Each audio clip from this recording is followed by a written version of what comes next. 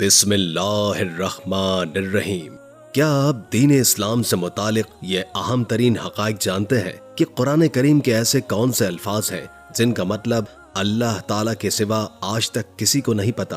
अल्लाह के अर्श पर मौजूद लौहे महफूज क्या है? पुल सिरात क्या है? आइए इस्लामी तालीमात की रोशनी में इन अहम तरीन सवालात के जवाबात जानने की कोशिश करते हैं। क्या आप जानते हैं कि कुरान करीम की एक एक आयत और लफ्ज का मतलब और उसकी तफसीर दुनिया का हर मुसलमान कर सकता है, लेकिन कुरान करीम के अंदर कुछ अल्फाज ऐसे हैं जिनका मतलब ना आज तक किसी को पता है और ना क़यामत तक किसी को मालूम होगा। यहाँ तक कि रसूलुल्लाह सल्लल्लाहु अलैहि वसल्लम ने भी इन अल्फाज का मतलब सहाबा करामुल अजमाइन को नहीं बताया। उन्हें राज रखा गया है जिसके पीछे एक बहुत बड़ी हिकमत है। इन अल्फाज को हुरूफ़े मुक़त्तआत और लौहे कुरानी कहते हैं, जो कि आपने अक्सर लोगों को घरों में फ्रेम करवाकर या फिर तावीज बनाकर बरकत के लिए लटकाते हुए देखा होगा। ये अल्फाज अल्लाह और उसके रसूल सल्लल्लाहु अलैहि वसल्लम के दरमियान एक कोड वर्डिंग है जिसका मतलब उम्मत को नहीं बताया गया,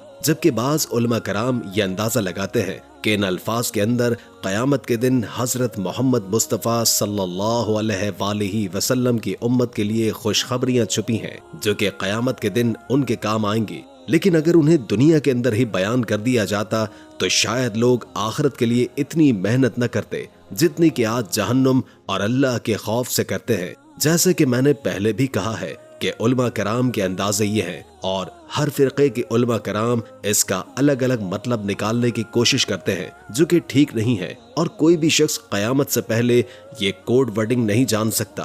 आखिर इन अल्फाज का मतलब क्या है? क्या ये वाकई कोई खुशखबरी है या फिर वईद या फिर वार्निंग? वल्लाहु आलम। आज तक आपने यकीनन लौहे महफूज का नाम तो जरूर सुन रखा होगा, और लौहे महफूज वो तख्ती है जिस पर सारी कायनात की तकदीर और क़यामत तक होने वाले तमाम मामलात का इल्म पहले से ही लिखा हुआ है। इस इल्म में अल्लाह जिसको कितना चाहता है अता फरमाता है, और लौहे महफूज इंसान की पहुंच से दूर है सिवाय फरिश्तों के। ये अल्लाह के फर्श के पास मौजूद है जिस पर मुकम्मल कुरान पाक दर्ज है। दुनिया और कायनात की कोई भी मखलूक न इसमें से कोई इल्म चोरी कर सकती है और न ही इसको तब्दील कर सकती है, और तमाम आसमानी किताबें नाजिल होने से पहले इसी लौहे महफूज पर लिखी हुई थी। सही बुखारी की हदीस है कि अल्लाह ने इस कायनात को बनाने से पहले इसकी तकदीर के अंदर जो कुछ क़यामत तक होगा सब कुछ इस लौहे महफूज के अंदर लिख दिया है, और इसके बाद इस कायनात को पैदा कर लिया। और सिर्फ हदीस के अंदर नहीं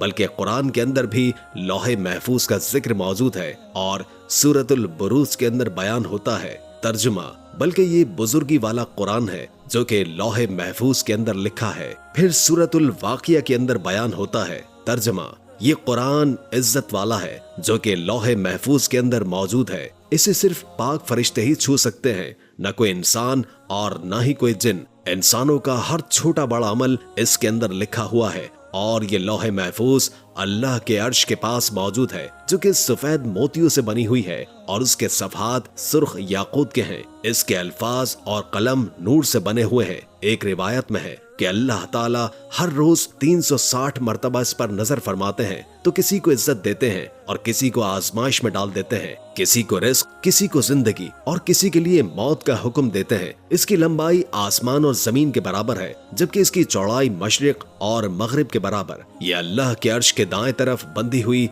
एक फरिश्ते की गोद में मौजूद है, जिसका टाइटल ये है कि अल्लाह के सिवा कोई इबादत के लायक नहीं। इसका दीन इस्लाम है और मोहम्मद सल्लल्लाहु अलैहि वसल्लम उसके बंदे और रसूल हैं। जो भी शख्स अल्लाह पर ईमान लाएगा, उसके वादों को सच्चा जानेगा और उसके रसूलों की इताअत करेगा तो अल्लाह ताला उसको जन्नत में दाखिल करेगा। दोस्तों, अब तक आपने सिर्फ यही सुना होगा कि इंसान को उसके अमल की बुनियाद पर हमेशा के लिए या तो जन्नत के अंदर दाखिल कर दिया जाएगा या फिर जहन्नुम में। लेकिन यकीनन आप ये बात नहीं जानते होंगे कि ये जन्नत और जहन्नुम का सफर एक पुल के जरिए दुनिया के हर इंसान को तय करना होगा। ये एक ऐसा बाल से भी ज्यादा बारीक और तलवार से भी ज्यादा तेज पुल होगा जो कि जहन्नुम के ऊपर मौजूद होगा, और इसे पार करते ही सामने जन्नत का दरवाजा होगा। कहा जाता है कि इस पुल की लंबाई तकरीबन कई हजार साल की मसाफत जितनी होगी, और गुनाहगार जहन्नुमी लोग इसकी शिद्दत से कट कट कर नीचे जहन्नुम की आग के अंदर गिर रहे होंगे, जबकि जन्नती लोग बिजली किसी तेजी से इसे पार कर लेंगे। कुछ लोग अपने अमाल की वजह से आहिस्ता आहिस्ता चलकर, तो कुछ लोग रेंग रेंग कर बहुत ही तकलीफ से चल रहे होंगे। पुले सिरात के दूसरी तरफ हजरत मोहम्मद मुस्तफ़ा सल्लल्लाहु अलैहि वसल्लम जन्नत में जाने के बजाय अल्लाह के हुजूर सजदे में आकर दुआ कर रहे होंगे कि ऐ अल्लाह मेरी उम्मत, ऐ अल्लाह मेरी उम्मत, ऐ अल्लाह मेरी उम्मत की खैर फरमा। जरा एक लम्हे के लिए तसव्वुर कीजिए कि वो नबी रहमत सल्लल्लाहु अलैहि वसल्लम जिसकी गोद और उसके घर वालों को ज़िबाह कर दिया गया हो, उन पर तशद्दुद किया गया हो, खुद मुसलमानों ने उन पर तरह तरह की तकालीफ डाली हो, वो फरमा रहे हैं कि ऐ अल्लाह मेरी उम्मत, ऐ अल्लाह मेरी मुसलमान उम्मत को बचा ले और अल्लाह ताला आपकी दुआओं को कबूल फरमा लेगा, सिवाय उन लोगों के जिन्होंने खुद जन्नत में जाने से इनकार किया हो, यानी काफिर और मुशरिकीन। हजरत अबू सईद खुदरी रज़ी अल्लाह ताला अन्हु से रिवायत है कि हम सहाबा कराम रसूल खुदा सल्लल्लाहु अलैहि वसल्लम की खिदमत में हाजिर होकर सवाल करते हैं कि ऐ अल्लाह के रसूल, पुले सिरात क्या है? आप सल्लल्लाहु अलैहि वसल्लम ने फरमाया, ये फिसलन वाला पुल है जिस पर लोहे के कांटे और कांटेदार बीज है, जो कि एक तरफ से चौड़ा और दूसरी तरफ से तंग है। उसके सिरों पर जले हुए कांटे हैं। रसूलुल्लाह सल्लल्लाहु अलैहि वसल्लम से मुराद वो कांटे थे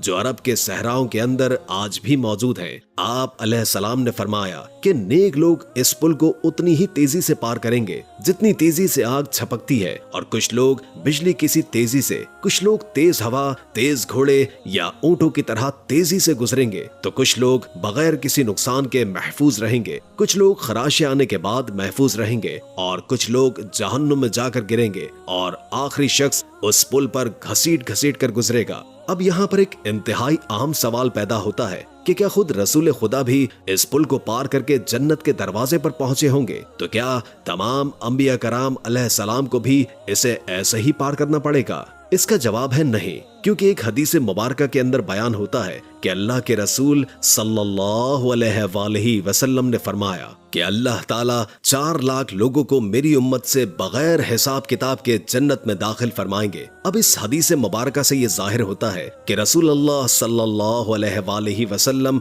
और आपकी उम्मत में से तमाम शहदा और आपके अहले बैत और आपकी तमाम पाक बीवियां और अल्लाह के नेक बंदे उन 4 लाख लोगों में शामिल होंगे जिन्हें बिना किसी इम्तिहान के इस पुले सिरात से गुजरकर जन्नत के दरवाजे तक पहुंचा दिया जाएगा। पुले सिरात से मुतालिक एक अहम बात यह है कि ये एक इंतहाई अंधेरे के अंदर होगा और ये जन्नत और जहन्नुम के दरमियान पहले से मौजूद नहीं होगा, बल्कि उसी वक्त इसे लाकर रखा जाएगा। जहन्नुमी लोग अपने रिश्तेदारों को अपनी आंखों के सामने कट कट कर चीखते चिल्लाते जहन्नुम के अंदर गिरता हुआ देख रहे होंगे, मगर किसी शख्स को दूसरे किसी शख्स की कोई परवाह नहीं होगी सिवाय अपनी खुद की जान बचाने के। रिवायत में आता है कि एक दिन हजरत आयशा सिद्दीका रज़ी अल्लाह ताला अन्हुमा क़यामत को याद करते हुए रोने लगी, तो रसूल खुदा सल्लल्लाहु अलैहि वसल्लम ने उनसे पूछा कि आयशा क्या बात है?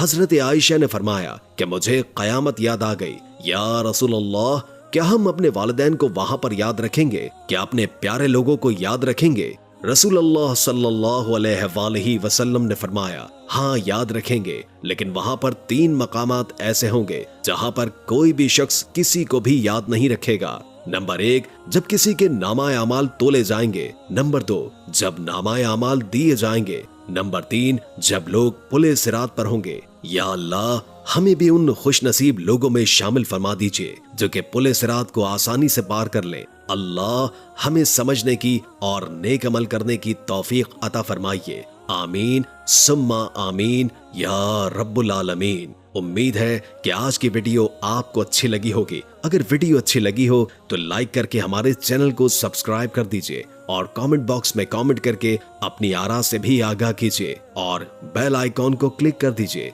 ताकि हमारी नई आने वाली वीडियोस का आपको पता चलता रहे। अगर जिंदगी रही तो एक और वीडियो के साथ इंशाअल्लाह हाजिर होंगे। अभी हमें इजाजत दीजिए। अल्लाह हाफिज।